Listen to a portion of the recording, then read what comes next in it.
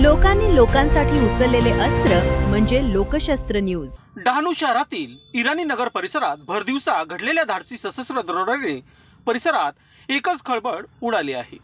इराणी नगर येथील लक्ष्मी ज्वेलर्स या दुकानात तिघा सशस्त्र दरोडेखोरांनी नियोजनबद्ध पद्धतीने प्रवेश करून लाखो रुपयांचे सोन्याचे दागिने लंपास केल्याची घटना घडली।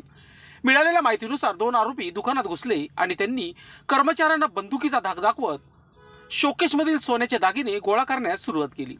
याच वेळी तिसरा आरोपी दुकानाबाहेर उभा राहून पहारा देत होता।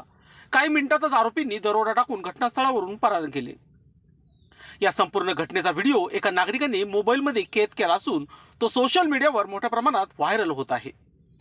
व्हिडिओमुळे दरोडेखोरांचा बिनधास्तपणा समोर आला असून नागरिकांमध्ये संताप आणि भीतीचे वातावरण निर्माण झाले आहे।